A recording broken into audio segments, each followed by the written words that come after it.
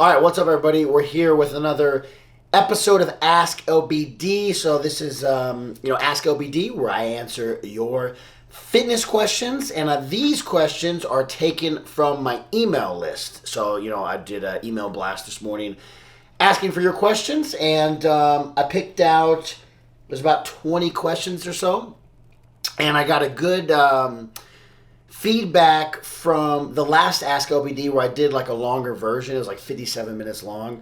I don't know how long this one's going to be, but I am going to answer all these questions and hopefully, give you as much detail and help you out as much as possible. But first, I'll say, because if you don't want to watch this whole thing and I just clicked on the video to see what it is, please like, comment, and subscribe. So my YouTube is a great database, exercise database, of hundreds of exercise videos, and then also I do all, my long form videos where I do workouts, where I explain in depth what I'm doing. I'll do just a lot of Ask LBD videos, and just my long form content is always on YouTube. So, the Instagram, some people will say, oh, that explanation, can you explain more? Why are you doing this? And I always refer them to my YouTube where I can really go into depth, because Instagram is only a certain amount of time the videos can be. So YouTube is where I post all my long form videos. Okay, so here we go. And I'm just going to read the question, and I'll try to pronounce who it's from, to give them their credit. Some of these they just put in email. They don't put their name. So, but anyway, so that's how I do it. I read the question and read who it's from. So, and also, I'll put in the description the timestamps of the questions being asked. So if you just want to look for a certain question, you can go to, if you're watching this right now and just want to see what questions were asked, just go to the description and I'll put the question and the time it was asked, so you can just jump to that in the video. All right, first question. If there's a week where you can only work out a couple of times that week at the gym, what muscle groups, exercises are most beneficial to focus on?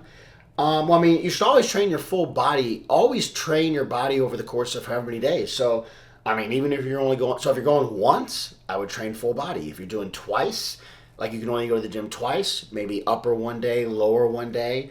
If you're going 3 times, a great split I like is push-pull legs, which is chest, shoulders, triceps for push, back and biceps and abs for pull, and then legs, quads, hamstrings, and calves. So that's a great split for people who have a busy schedule or don't have a lot of time to go to the gym or only want to go to the gym 3 days. Push, pull, legs. But there's not really any exercises or the muscle groups. It's not like if you can only go to the gym twice, I would do chest one day and back one day. You always want to cover the entire body no matter how many days you're going. So if you only can work out one day, do full body.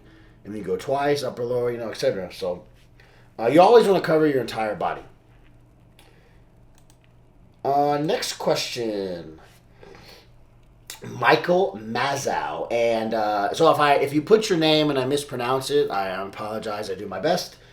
Mike asks, I'll be starting the 8-week program shortly, and after looking at the exercises, is it okay to do more than what is listed for each day? So, Mike, my answer to a lot of these questions that ask, like, is it okay if I do this or can I do this? I'm going to give you an answer that most of you probably are not going to like, but that answer is I always recommend following your specific plan exactly for the best results. So, if you're watching this, I'm sure you've seen my page, the transformations, testimonials. I've literally helped over 130,000 people since, in the 8.5 years of being in business. So all those clients who have great transformations, not only, they work hard, obviously, but they follow everything exactly. So I set up each plan for that specific person, for your goals, needs, specific situation for a reason. So I always am going to say follow your plan exactly for the best results. But the caveat, I believe that's a word. Is that the word, caveat? Caveat is, Dakota's like, if you want to do more exercises, it probably won't hurt anything, but I wouldn't do like 3 more exercises. If you want to do 1 more exercise, like 2 or 3 sets extra, sure. But, I do recommend following the exercises I have listed and the sets and reps, because that's going to give you the just right amount of workout without overtraining, so you can rest and recover and really grow and make progress. So can you add some exercises? Sure, but do I recommend it? No. I mean, at the end of the day, you can do whatever you want to do with the plan. You're the one who invested the money, invested the time. So if you want to adjust it, that's up to you. But I'm not going to recommend straying off the plan. That'd be doing a disservice to the plans I write. So, an exercise or two is not going to hurt, but I don't recommend it. All right, next question comes from Ray Aguirre. Ray, I apologize if I messed up your name, bro. You're an awesome client. You look great. When cutting, what's the best way to incorporate cardio and adjust your diet to ensure you don't lose the muscle that you've gained? So, Ray, the most important thing is steady changes. So, when clients send me their check-in, a check-in is when you send your front and back pictures and body weight. When clients send their check-in, I look to see if you're making progress, and if you're not making adequate progress, I make subtle changes. So when I say subtle, though, I mean like maybe raise cardio 10 minutes at a time, and adjust the diet, just cut carbs slightly. So the best way to incorporate cardio, you always got to just start with the base. Start with 3 days and then see what your body weight does. And if you're Ray, and if you're my client, watch this, I only like to make adjustments when your progress stalls. And I'll tell you guys a little why. Because if you start off, say you're doing a cutting phase and you start off with like 7 days of cardio, an hour a day, unless you're an advanced person and you know that you're going to need that much cardio to lose the body fat. But if you're a beginner or a first time cutting, always start slow and then you can work your way up. So if you start off with 7 days of cardio, an hour a clip, where are you going to increase? Are you going to end up doing 2 hours of cardio a day, 3 hours? Like, you got to start at a low base and then gradually increase. And the same with the diet. I wouldn't go like super low carb. Now, these are general answers. So if you're watching this and you're like, well, I'm doing an hour of cardio, what am I doing wrong? I mean, keep following your plan. I'm just giving you general answers. The diet, like, you would start with a certain amount of carb, and then once your weight loss stalls, maybe cut off by like a quarter cup each meal, quarter cup of carb. So you just make steady adjustments. You never want to do it. No drastic changes is basically a good rule of thumb. And then just time. One thing I think a lot of people, overlook maybe, is they don't give enough time. Like, if you're losing 1 to 2 pounds per week, you're doing a great job. I think some people think that they're going to lose like 10 pounds a week, and if they don't lose a lot of weight each week, they freak out and make adjustments. And that's part of my job as a coach. As I sip some water, I apologize for my raspy voice today. That's part of my job as a coach, is to keep the client level-headed and make sure they don't freak out and make all sorts of unnecessary adjustments. Because I know in me, myself, I prepped for my bodybuilding shows back in the day. I would need somebody to be with me and be my second eye to make sure I stay on track. Because most people aren't going to be able to look at themselves objectively and be able to make the necessary changes. They'll either think they're not lean enough or they're not making progress fast enough. So you always want to stay level-headed, and then no drastic changes is a good rule of thumb. And if you have to make drastic changes, you probably aren't following the plan or you're not doing something right. So that's my general advice for that question. Next question. JC, to continue to lean out and lose weight, are you able to go off script for 1 or 2 meals per week? Example, if I stay on plan every day for 5 meals and then one of those meals indulge myself, am I able to continue to lose weight? Here's a good question. And you guys know what I'm going to say. I always recommend following your plan exactly for the best results. But having said that, a diet is by far the hardest part to follow. I won't say by far because everyone's different, but diet and nutrition is, a very hard part to follow for most people. So if you can follow the meals, I'll be honest with you. If you're watching this live and if you're, watching this whole thing, you're a loyal client, or a loyal follower, just want to get some good information. So I'll be honest with you. For the nutrition aspect, if you can, obviously I recommend following everything 100%, you're going to have better results. But for the meals, if you can follow the meals 80 to 90%, crush your workouts, crush your cardio, you're going to have good progress. So the meals are, probably the hardest part to follow.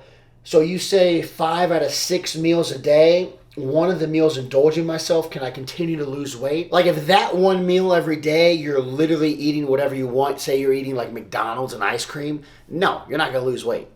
Eating one meal of whatever you want every day, probably aren't going to lose weight unless you have a fast metabolism. I know if I personally ate one meal of whatever I want, I can eat a lot of food. I'm gaining probably 2 to 3 pounds a week at least. I mean, if I ate whatever I want every single day, I'm probably gaining 10 pounds a week. But everyone's different. If you got super fast metabolism, maybe you can get away with it. So I definitely don't recommend having one meal a day of whatever you want. You're not going to see the results. No. If your goal is to cut. Now, if your goal is to bulk, sounds like your question, your goal is to cut. And it is. Lean out and lose weight.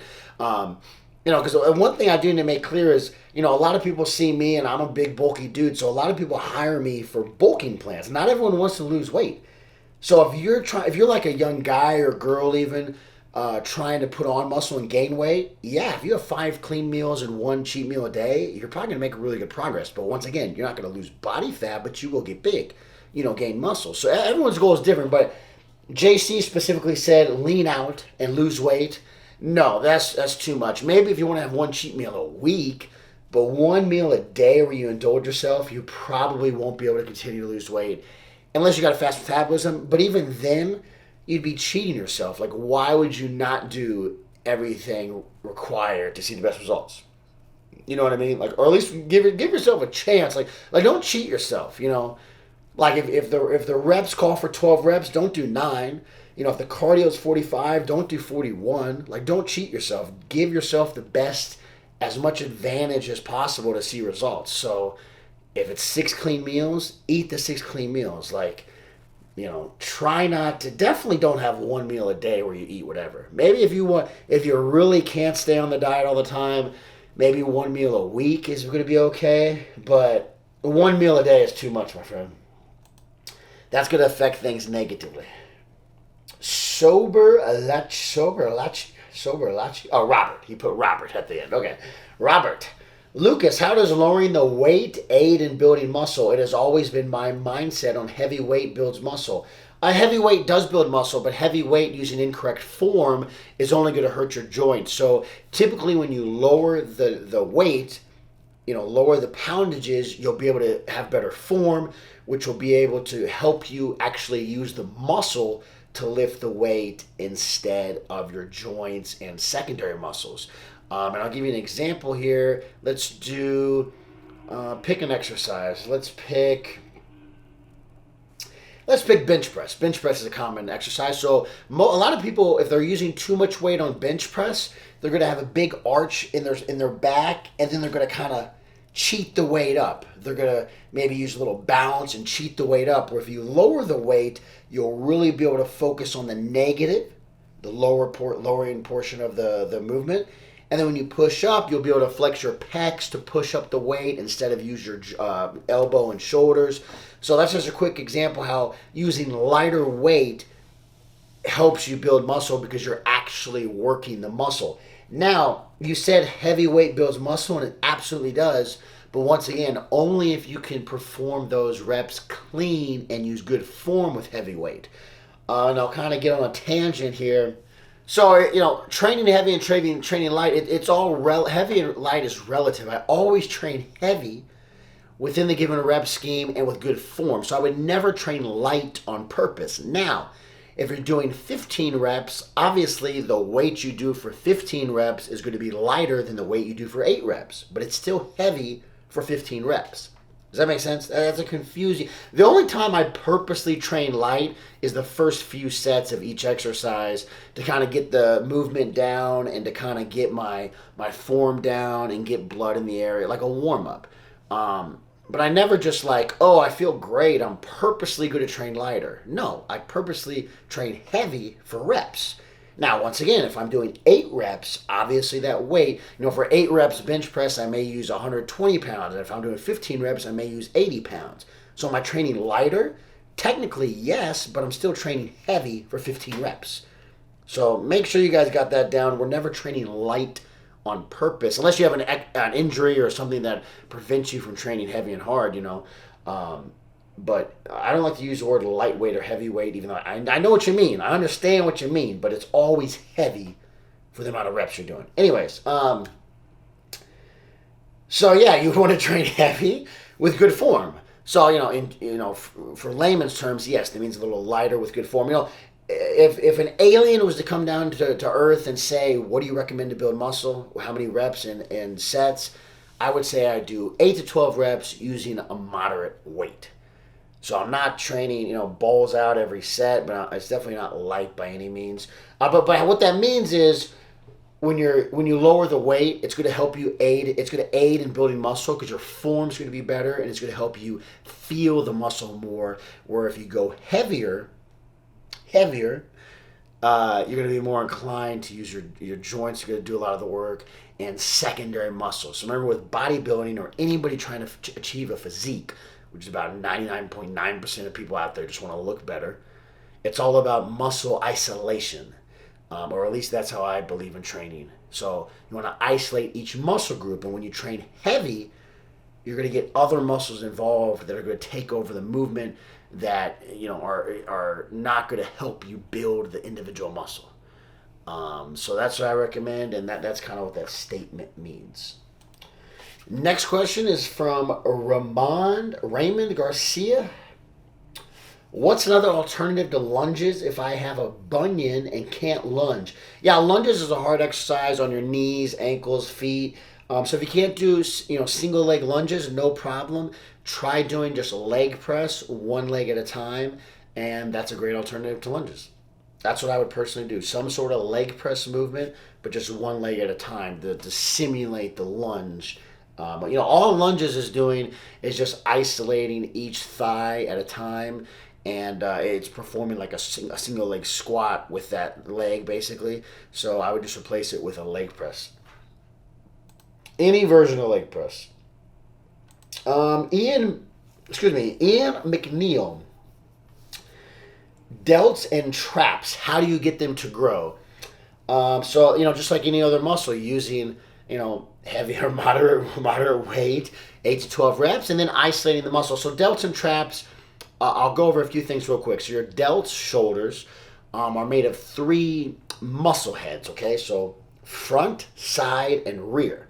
So if you're really trying to build nice, round, capped shoulders, you want to hit all 3 heads, front, side, and rear. So maybe front raise, side raise, reverse pec deck for rear, and then I also like to do some sort of shoulder press movement. So a great shoulder workout, 3 raises, front, side, rear, a shoulder press, a military press, machine, dumbbell. It doesn't matter. Just some sort of military press. And then I usually like to end with upright rows, wide grip upright rows to hit your side delts a little more and to hit your traps a little. So that's how I would grow my delts. Make sure you're hitting all 3 heads. And once again, not going too heavy where you're using other muscles, but heavy enough to push yourself and get a good pump.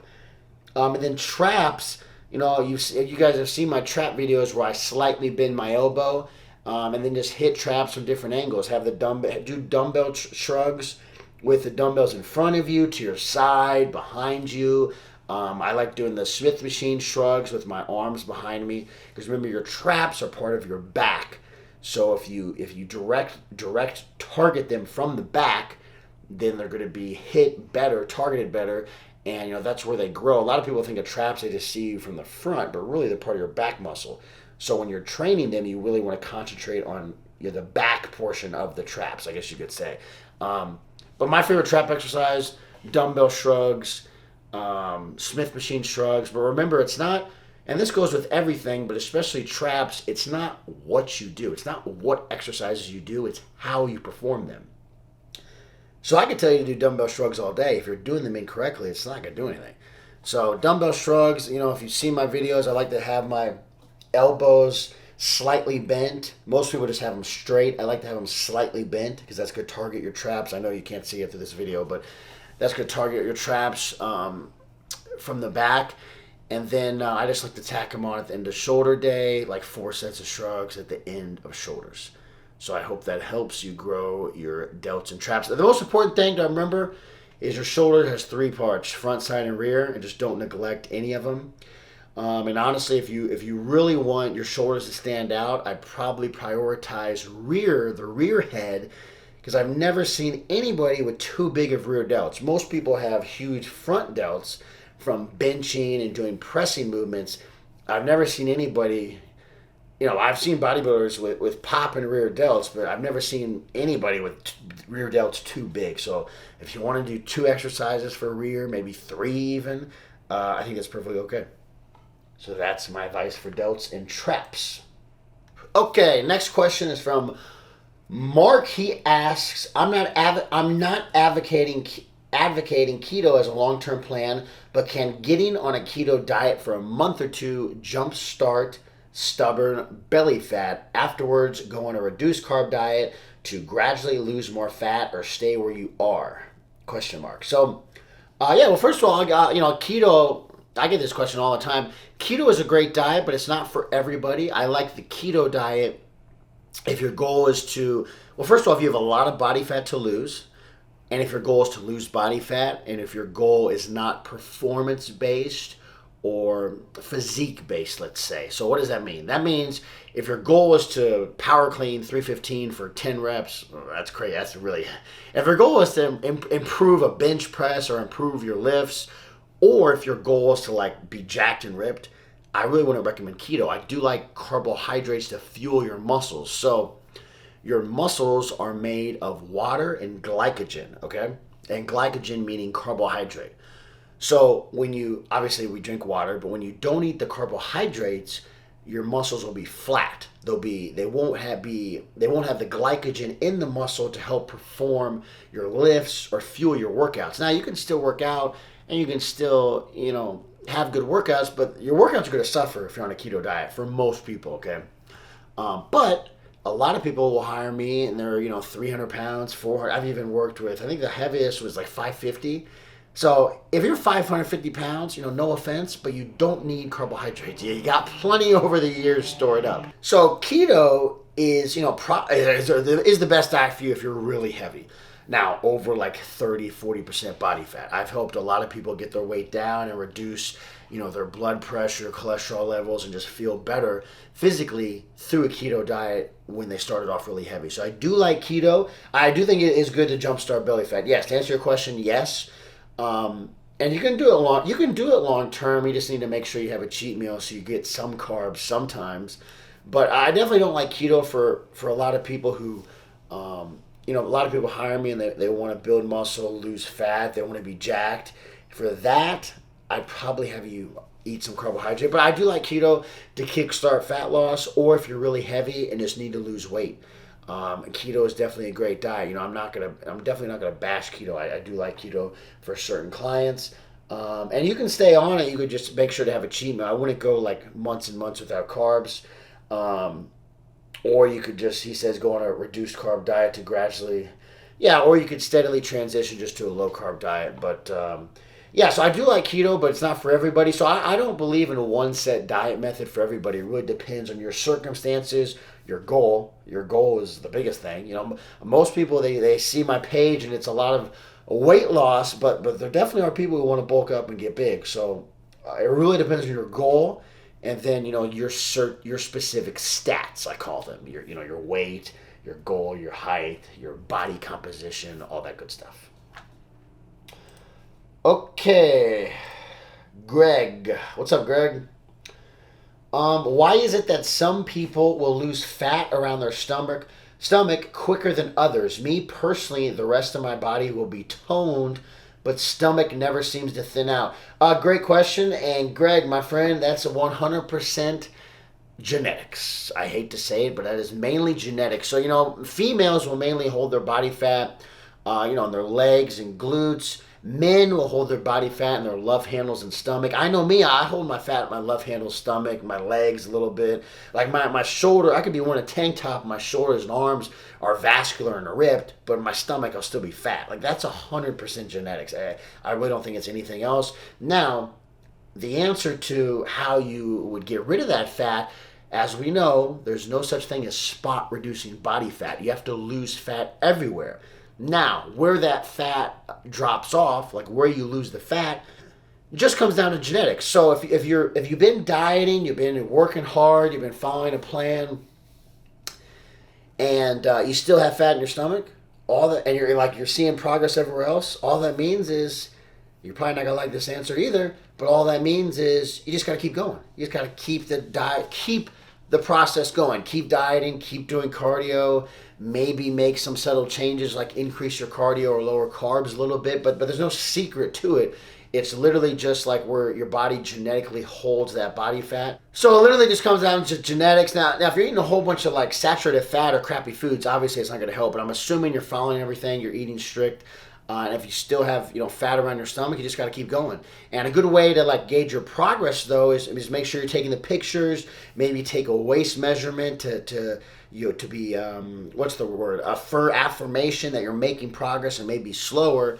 But you just got to keep up the diet and cardio process. There's no like secret foods or magic sauce that's going to help you lose the fat around your stomach if you're losing fat everywhere else. You just got to keep going with it. And like I said, for females, they typically hold fat and water the most, on their legs and glutes. And then for men, I know for me personally, my love handles, low back, stomach, are my problem areas. So, men is mainly the stomach and love handles. So to lose that fat, it definitely can be done. You just got to keep going and maybe be a little more stricter with your plan, like maybe lower carb or increase cardio or make some subtle change. That's what I would recommend. But that's a lot of people's problem too. Next question, Mike from Canada.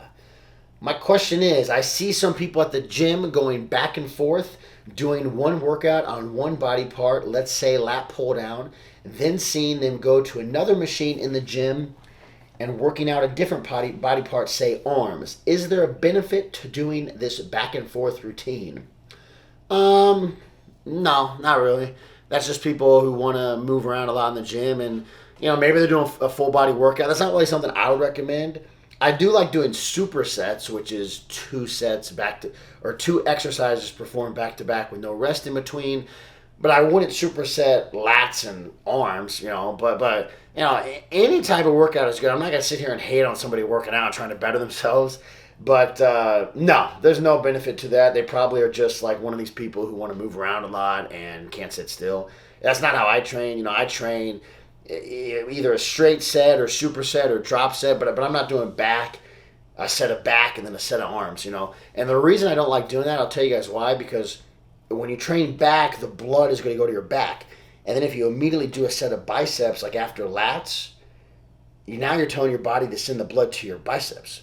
So as a bodybuilder and as a physique, dare I say, artiste, I like to drive all the blood to one muscle group, feed it, recover, go to the next muscle group the next day. That's bodybuilding. I wouldn't do like back. I mean, you can do back and biceps. It's a common routine, but like I wouldn't do pull downs and then run across the gym and do arms and then run across the gym and do legs. Like that's not how you can train that way, but that's not how I train this. I know I was taught, and I've never really seen many people do that really. So is there a benefit? No. I'll give you a straight answer. No. But once again, anybody who's working out and trying to better themselves, do what you do. I'm not going to criticize you for that. And, if you guys follow me, I always say, if you enjoy doing something, if that literally brings you joy and happiness, then go do it. I'm not going to tell you not to do something because it won't give you the best progress, but you enjoy doing it. Like if you enjoy training, doing lat pull down, and then running across the gym and doing biceps, then dude, do what you enjoy. You only got one life. I'm not going to tell you not to do it, but I will tell you it doesn't do anything. So that's my opinion on that. Fernando, what would you consider to be the optimal rep and set range for growing a big back? Fernando, good question. For back training, really also I'll cover your first question. So for growing a big back, I would do 5 to 6, and this is pretty much for every body part except arms maybe. Arms would be a little less. But I would do 5 to 6 exercises, 3 to 4 sets per exercise. And then reps vary, my friend. Reps will, 8 to 12 is general thumb, but I'll do reps, sets of 20, 25, then 15, then 10, then 8. So in general, I usually tell people reps, I do 8 to 20. The first sets are higher reps, and then as we, do more sets, we increase the weight, and we do more weight and lower the reps. So if I was to explain my training to somebody, I would say I do 8 to 20 reps, 3 to 4 sets, 5 exercises. That's just kind of a general rule of thumb. So, and that's for everybody. For me personally, that's what I like to do. For arms, I'll maybe do 3 or 4 exercises as opposed to 5 or 6. But for pretty much everything, chest I'll do 5, back I'll do 5, legs I'll do 5, maybe like 3 for quad, 2 for hamstrings. Shoulders I'll do 5. It's just a good clean number. And how I do it when I go in the gym, I don't really have like a set plan. I just pick 5 of my favorite exercises that day and, get after it. Okay, next question is from Ruth. She has a couple questions. After doing this 8-week program, how do you recommend someone transition to eating? Do you recommend reverse dieting? No, I recommend continue following the plan. 8 weeks is not a long time to diet, or maybe you're bulking, so it's not a long time to bulk either. I just recommend continuing to follow your plan, and then just make adjustments, every week or every 2 weeks, like we've been doing. And then as a client, you always have the option to renew your coaching with me. So, a lot of people, you always see my 8-week special being promoted on Instagram, and the 8-week special is just one of 4 programs. 4, 3, 6, actually 5. One of 5 programs I offer. The 8-week special is just the most popular because 8 weeks is a short amount of time. So if I tell somebody, hey man, it's going to take you 12 months to reach your goal, it's going to cost you this much, let's do it, that's going to intimidate a lot of people. Oh, I got to do this for 12 months. But 8 weeks is just a way to get people in, and they see their progress, they like the results, and they see the structure that they have, and they continue. So you always have the option to renew your coaching, and I've been coaching people since August 2013, and I've had clients, pretty much that long. I've had clients who have been with me for like 5, 6, 7 plus years. So 8 weeks is just a start. So I don't recommend reverse dieting. I recommend continue following your plan.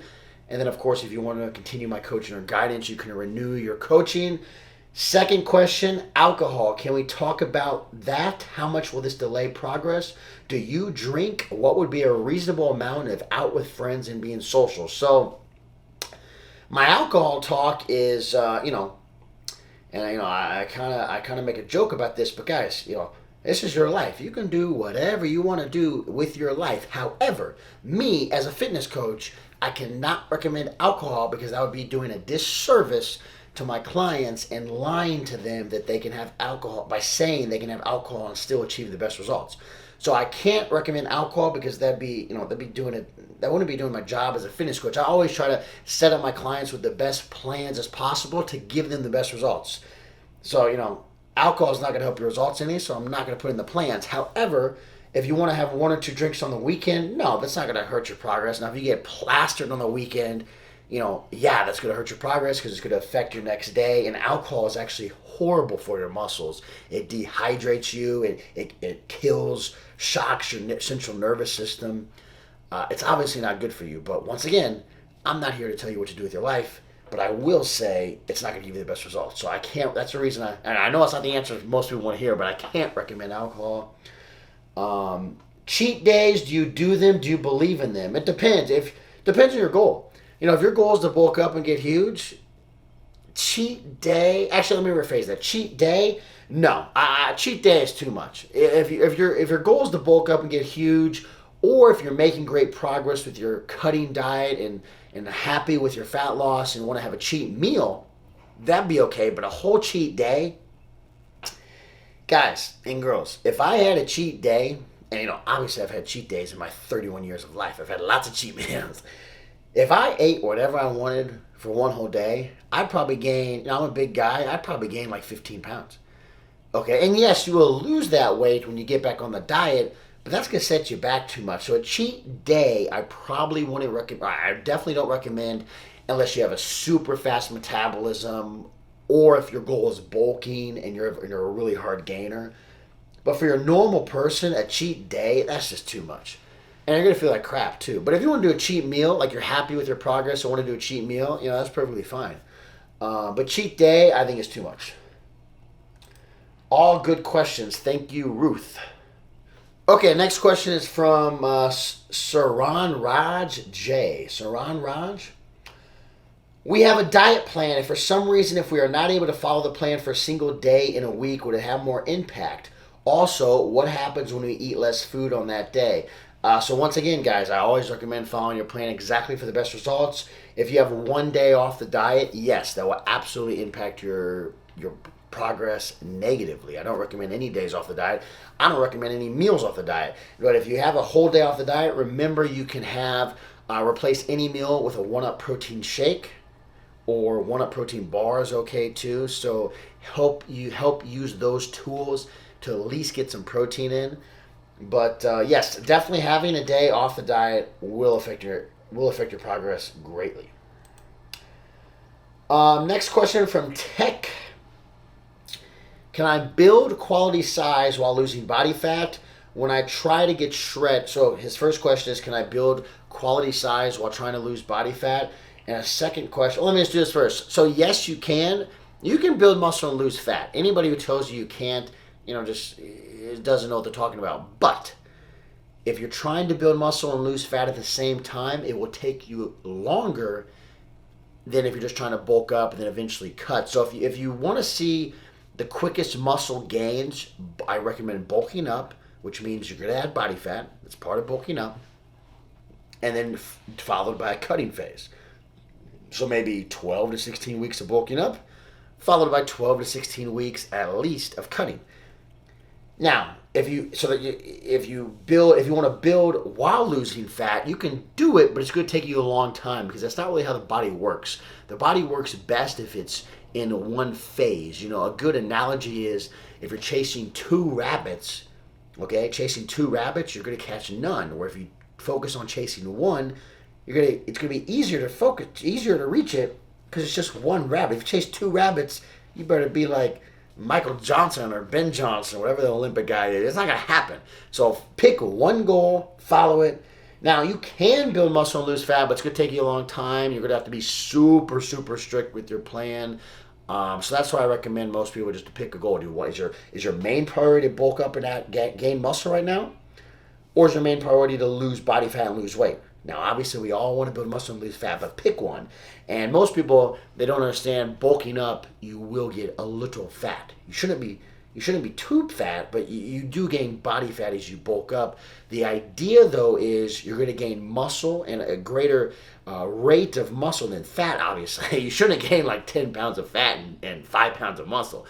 So you're going to gain more muscle than fat, so you can still appear leaner. Because the more muscle you have, I'll give you guys a little secret. The more muscle somebody has, the more body fat they can carry and still look lean because they have a lot of muscle. Like, I got veins in my arms and stuff. I'm not necessarily super lean. I just have a lot of muscle. So the more muscle you have, the leaner you can look. Just because, muscle is dense, hard, vascular, so you look leaner. But I do recommend in general, pick one goal. His second question is, when I try to get shredded, my mind tells me I'm small and I just want to start bulking again. Is this normal? Yeah, it's totally normal. And the reason for that is you're probably holding more body fat than you thought. So when I was dieting for my bodybuilding shows, I would start my diet at like 315 and I'd get all the way down to like 255. Now, granted, I would get shredded. I wouldn't just get lean. I would get super lean. But most people, I lost 60 pounds of fat. So you're going to have more fat than you probably thought and less muscle because when you're bulky, yeah, you feel huge because you got a little fat added to you. So that's totally normal. But a trick I used to do when I was competing was if you feel small, so when you're dieting and super lean, like sub 8%, you're going to feel small in a t-shirt. Unless you're just like a huge, pro bodybuilder or whatever. But and even they'll feel small in a t-shirt, but when you take off your shirt and flex, you're going to look bigger because you have more definition, more lines in your body from the cuts. So, if your mind is playing tricks on you, this sounds silly, but go to the bathroom, take off your shirt and flex, and do you like what you see? Then good job. If you don't, then make a change. But, yes, that's totally normal. And it really just depends on your goals. Like, how lean are you trying to get? Are you trying to, what are you trying to look like? It really depends on what you would do. But yes, that's totally normal. Okay, next question is from Mike Passio. Mike says, I'm 47 years old and my age is catching up to me. I enjoy lifting weights, but I'm realizing after I go hard at the gym for a few days in a row, I'm in a ton of pain in my joints, mainly my shoulders. How can I continue to grow and not pop Advil like M&Ms on a daily basis when this happens? So, Mike, the first thing I would say is, mad respect to you for being 47 and still training. I mean, 47 is not old or anything, but keep at it. And my first advice would be just lower the weight. So don't train lighter, but maybe train lighter. Sounds like you're probably pushing some unnecessary heavy weight, maybe not warming up. And then just, 47, I'm only 31 and I got aches and pains all the time. So, aches and pains is going to come with training, but probably, maybe do some more machines, some more cables. You don't have to do free weights to get big. To get big, you just have to drive blood into the muscle, isolate the muscle, pump up the muscle. You don't have to do free weights. You can achieve this by doing cables, by doing machines. The key factor is just intensity. Just go hard. Now, going hard doesn't mean just use a bunch of weight. It just means the intensity of the workout. So you could implement drop sets, supersets. There's 3 practical things. Lower the weight, make sure you're warming up properly, and try doing some machines and cables, maybe not free weights all the time. So that's just some practical advice. Some supplements you can take. One Up Nutrition just came out with a joint product that has glucosamine and MSM and a couple other key ingredients to help repair your cartilage and cushion your joints. So that's a great product. Make sure you're hydrated and stay away from Advil, my friend. Maybe have M&Ms and not Advil. Now, Advil's okay every now and then, but I know what you mean. Try doing those 3 things. Lighten the weight, use machines, cables, and make sure you're warmed up properly. Greg Green, while doing your meal prep, is it safe to cook the week's worth of food and refrigerate, or does a said number need to be frozen and taken out the night before use? So yeah, this is going to be an individual basis. Everyone does their meal prep differently. I don't know if I would cook a week's worth in refrigerator. A week is a long time to have like chicken in the refrigerator. I probably wouldn't have the chicken in the fridge for longer than about 4 days. Let's just use that rule of thumb. 4. I mean, I'm no exact. It can be in the fridge for 7 days, but I would probably, you can cook a week's worth of a week's worth of food, but then maybe put some in the freezer and then put the next 3 days worth in the fridge. You got to figure out your own routine and own schedule with that. But I would probably not refrigerate the food for a whole week. Maybe put it in the freezer, and then a few days before, for every time, take out your 3 days worth of meals. Does that make sense? That's how I would personally do it. I wouldn't cook a week's worth and put it on the fridge. You can cook a week's worth. Let's say put half in the freezer, half in the fridge. Finish the half in the fridge, then take it out in the freezer and finish that. Does that make sense? That's what I would do. Or you could use FlexPro Meals, discount code OBD20, and they do all the meal prep for you. Dwayne Butler, how long does it take to lose 70 pounds of belly fat following your program consistently? So Dwayne Butler, I'm glad you reached out to me. I'm happy to see you want to change your life and get your physique turned around. 70 pounds is a lot, but it can absolutely be done, no problem, through hard work and following a plan. So 70 pounds, let's do the math here. I'm not a math guy. I'm not a very smart guy, but I'm going to do the math. 70 divided by about, let's say, 3 pounds a week. That's 20 weeks, 18 weeks. 20? No. 23. 23 weeks. Dwayne Butler, I'd say about 23 weeks or 6 months. So I use 3 pounds a week. So a good number to lose per week is 1 to 2 pounds per week. But if you have 70 pounds of fat to lose, you're going to lose, you'll be able to lose more because you have more weight to lose. So I'll get off on another tangent here. A lot of people say, how much weight can I lose in your plan? And I say, I have no idea, because I have no idea how much fat you have to lose. Obviously, if you come to me and you're leaner, you're not going to need to lose as much fat. If you come to me and you're heavier, you're going to lose more fat per week in total. So the answer differs, but I love your question. I like how specific you were, 70 pounds of fat. And honestly, Dwayne, I would give yourself 6 months. If you follow a strict diet, do cardio, the workouts, give it your all, 6 months would be quick. to lose 70 pounds. But it can absolutely be done in 6 months and then keep it off or continue to lose. So I get that number through 3 pounds. Am I doing the math right? 3 times 20 is 60, then 3, so it would be 69, 70. That's about 6 months. So that's where I get the 6 month number, about 3 pounds a week. So yeah, 6 months would be a great goal. So if you come to me and say, hey, my goal is to lose 70 pounds over the next 6 months, I think that's a very specific enough goal. And having a specific goal, remember, is one of the keys to having a good transformation and great progress. I'd much rather you say, hey, I want to lose 70 pounds in 6 months. That's a way better goal than, hey, I just want to lose weight. Set yourself a specific goal and you'll be more inclined to follow your plan and way more likely to reach your goal too. So 6 months, Dwayne Butler, let's do it. Nicholas Tyndall, I want that monster chiseled chest.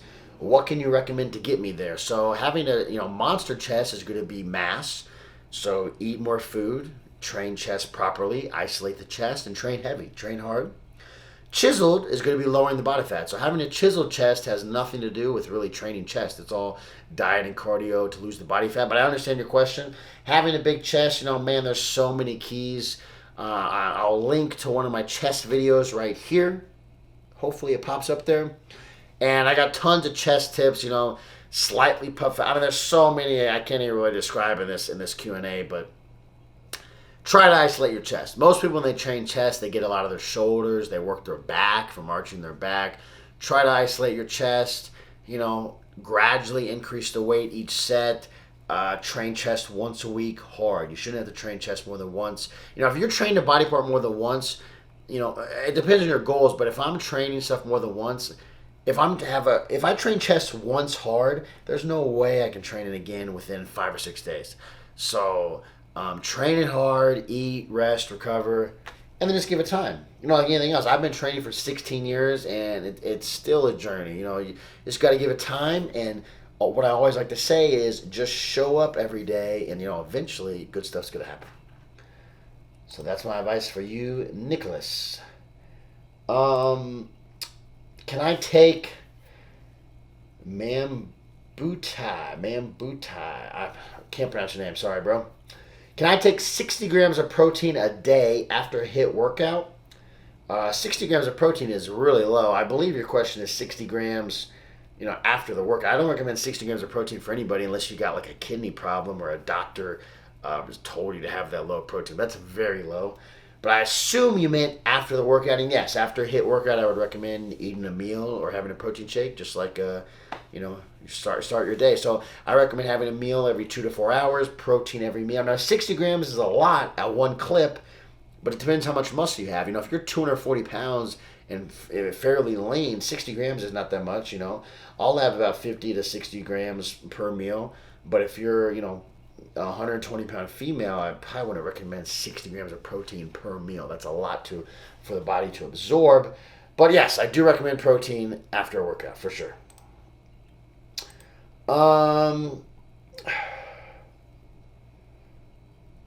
Okay, last question. Vishal, I lost almost 28 kg and now have that fluffy fat, which is very irritating. Please suggest, shall I start interim fasting or any other method? So first of all, 28 kgs, that's like over 60 pounds, bro. Awesome work, first of all. Pat yourself on the back, because that's a lot. It's a lot of hard work. Fluffy fat, I believe you mean like you don't have the muscle pushing against the skin to give you that tight look. So actually for you, I'd probably recommend focusing now on building muscle. So make sure you're in the gym, training hard, maybe increase your protein. That's a practical thing you can do. So I believe what you're trying to say, the fluffy fat though, if you lose a lot of weight and you're still kind of soft, so the muscle, the more muscle you have, it pushes against your skin to give you that tight look. So that's why if you see a lot of people who just go through, like, they just lose a lot of weight, but maybe they don't weight train, they're going to be like soft looking, not hard, and not like, if you feel them, they won't be like very hard. That's because they don't have the muscle pushing against the skin. So congratulations on your weight loss. The next step is to go through, not a bulking phase, but start more of a building phase. You can start building some muscle, which will help push against the skin and give you a tighter appearance. So kind of get rid of that fluffy fat, as you say. That's what I recommend. Start building some muscle, have some fun in the gym, have some good workouts. Okay, guys, that was my Ask LBD segment this month. I hope you enjoyed. I hope you enjoyed it. I hope you liked the longer form. If you like the longer form and you're still watching this, first of all, you're a loyal follower, client, person, friend. So thank you. I think we're going on. This is like 50 minutes or something. But comment and let me know you liked it. Like, comment, subscribe, and I'll keep doing these. I enjoy doing these, and I think they help out people who take the time and watch them. So thank you for watching another segment of Ask LBD. Hope you have a great day wherever you are and whatever time you're watching this. Thank you very much.